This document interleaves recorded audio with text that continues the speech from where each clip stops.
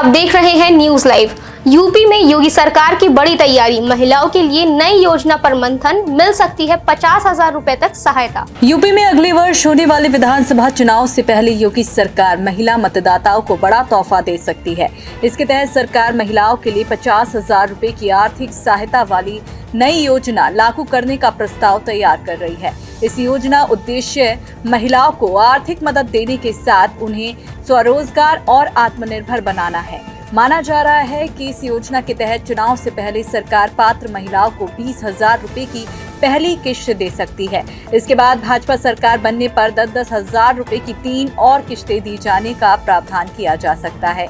Media reports के अनुसार इस योजना में SC, ST, BPL और आर्थिक रूप से कमजोर परिवारों की महिलाओं को शामिल किया जा सकता है।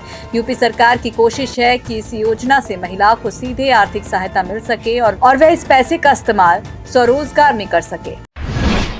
गाजियाबाद जेवर नमो भारत कॉरिडोर के लिए तैयार हो रही DPR, 40 मिनट में पूरा होगा सफर। करीब 72.44 किलोमीटर लंबे गाजियाबाद जेवर कॉरिडोर पर नमो भारत ट्रेन के संचालन को लेकर राष्ट्रीय राजधानी क्षेत्र परिवहन निगम ने विवरण साझा किया है। इसके अनुसार इस कॉरिडोर पर 11 नमो भारत स्टेशन के साथ मेट्रो के 18 स्टेशन होंगे। इस तरह गाजियाबाद से जेवर तक यात्री रैपिड रेल और लोकल मेट्रो ट्रेन से यात्रा कर सकेंगे। मीडिया रिपोर्ट्स के अनुसार अभी ये कॉरिडोर विस्तृत परियोजना रिपोर्ट के चरण में है। यह कॉरिडोर गाजियाबाद स्टेशन को जेवर स्थित नोएडा इंटरनेशनल एयरपोर्ट से जोड़ेगा और इसमें 1.29 किलोमीटर ट्रैक भूमिगत होगा। इस कॉरिडोर के लिए अधिकतम संचालन गति 180 किलोमीटर प्रति घंटा प्रस्तावित की गई है। इससे गाजियाबाद, नोएडा और नोएडा इंटरनेशनल एयरपोर्ट के बीच यात्रा का समय घटकर लगभग 40 से 50 मिनट तक रहने की उम्मीद है। इसके साथ ही इस परियोजना से कई रेजिडेंशियल, कमर्शियल और आगामी बुनियादी इंफ्रास्ट्रक्चर सेंटर्स को भी शानदार कनेक्टिविटी मिल सकेगी। भारतीय वायुसेना खरीदेगी 60 स्वदेशी ट्रांसपोर्ट एयरक्राफ्ट। रेस में टाटा लॉकहीड मार्टिन का नाम सबसे आगे। रक्षा मंत्रालय ने भारतीय वायुसेना के लिए 60 स्वदेशी मीडियम ट्रांसपोर्ट एयरक्राफ्ट खरीदने को टेंडर जारी किया है। करीब 1 लाख करोड़ रुपए का ये सौदा पूरा होने के बाद वायुसेना अपने पुराने एंटोनोव AN-32 विमानों को रिटायर कर देगी। इस डील के तहत विमानों में लगने वाले ज्यादातर पार्ट्स भारत में बने होंगे और ऐसे में विदेशी कंपनियों को भारतीय कंपनियों के साथ साझेदारी करनी जरूरी होगी। वहीं इस टेंडर के दावेदारों में टाटा लॉकहीड मार्टिन का नाम सबसे ऊपर है। अमेरिकी कंपनी लॉकहीड मार्टिन की ओर से इस रेस में उसके C-130J सुपर हरक्यूलिस विमान शामिल है। भारतीय वायुसेना से ही ऑपरेशंस के लिए 12 C-130J विमानों का इस्तेमाल कर रही है। वहीं इस दावेदारी में महिंद्रा डिफेंस और ब्राजील की कंपनी एम्ब्रेयर का नाम दूसरे, जबकि सार्वजनिक क्षेत्र की स्वदेशी कंपनी हिंदुस्तान एयरोनॉटिक्स लिमिटेड का नाम तीसरे नंबर पर है। हिमाचल प्रदेश के डॉक्टर राजेंद्र कंवर ने दान की 100 करोड़ की संपत्ति। मेडिकल कॉलेज के लिए देह दान का भी लिया निर्णय। हिमाचल प्रदेश के हमीरपुर जिले के रहने वाले 77 वर्षीय डॉक्टर राजेंद्र कंवर ने अपनी 100 करोड़ रुपए की संपत्ति सरकार को दान कर दी है।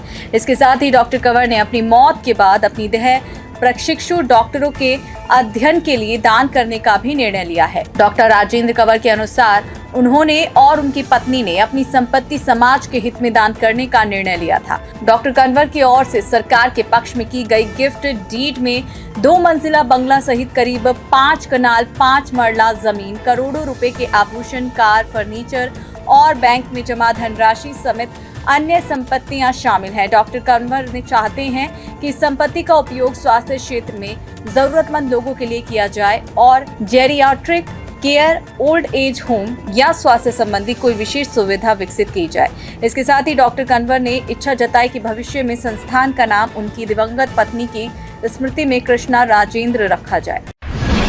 मध्य प्रदेश के सेठ जुम्मनलाल से लिए 35,000 रुपए का कर्ज लौटाएगी ब्रिटिश सरकार। परिवार से मांगे जरूरी दस्तावेज। मध्य प्रदेश के सीहोर जिले के विनय रूठिया और उनके छोटे भाई विवेक रूठिया ने बताया कि प्रथम विश्व युद्ध के दौरान ब्रिटिश सरकार ने उनके परिवार से 35,000 रुपए वार लोन के रूप में लिए थे। इसका पता उन्हें पुराने दस्तावेजों की छानबीन के दौरान चला। इस बीच बड़ी संख्या में भारतीय सैनिक ब्रिटिश सेना में भर्ती हुए थे और तब सरकार ने सैनिकों के राशन, पानी और युद्ध खर्चों के लिए भारत से करोड़ों रुपए की राशि एकत्रित की थी। उस समय नगर शेठ जुम्मालाल परिवार ने ब्रिटिश सरकार को 35,000 रुपए वार लोन के रूप में दिए थे। विनय रूठिया के अनुसार जब ये पता चला तो ब्रिटिश सरकार के डेप्ट मैनेजमेंट ऑफिस को ईमेल और हार्ड कॉपी के माध्यम से कानूनी नोटिस भेजा था। इसके बाद ब्रिटिश सरकार से उनके वकील को जवाब मिला, जिसमें सरकार ने लोन की देनदारी के संबंध में और अधिक जानकारी में संबंधित दस्तावेज मांगे हैं। रूठिया परिवार का कहना है कि वह जल्द ही मांगे गए आवश्यक दस्तावेज ब्रिटिश सरकार को भेजेंगे और उसके बाद आगे की कार्रवाई हो सकेगी। चीनी वैज्ञानिकों ने हवा में दौड़ा दी ट्रेन, पकड़ी 800 किलोमीटर प्रति घंटे की रफ्तार। चीन के हुबोई प्रांत में वैज्ञानिकों ने एक ऐसी हाई स्पीड ट्रेन का परीक्षण किया है जिसने 800 किलोमीटर प्रति घंटे की रफ्तार हासिल कर ली। करीब 1110 किलोग्राम वजन की इस मॉडल ट्रेन की टेस्टिंग 1 किलोमीटर लंबे टेस्ट ट्रैक पर की गई। चीनी वैज्ञानिक इस ट्रेन की स्पीड भविष्य में 1000 किलोमीटर प्रति घंटे या उससे ज्यादा पहुंचने की तकनीक पर काम कर रहे हैं। इसके साथ ही चीन के इस प्रोजेक्ट ने पिछले 6 महीने में तीसरी बार विश्व रिकॉर्ड बनाया है। चीन का लक्ष्य ऐसी हाई स्पीड फ्लाइंग ट्रेन तैयार करना है जो लंबी दूरी की यात्रा को विमान के मुकाबले तेज बना सके। इसके लिए ट्रेन में मैगलेव तकनीक और कम दबाव वाली ट्यूब का इस्तेमाल किया जा रहा है। इस तकनीक में ट्रेन को एक बंद ट्यूब के अंदर चलाया जाता है और इसके अंदर की काफी हवा पंप करके बाहर निकाल दी जाती है। इससे ट्रेन को बहुत ज्यादा गति तक पहुंचना आसान हो जाता है। इस सिस्टम में इलेक्ट्रोमैग्नेटिक तरंगों की मदद से ट्रेन को आगे बढ़ाया जाता है।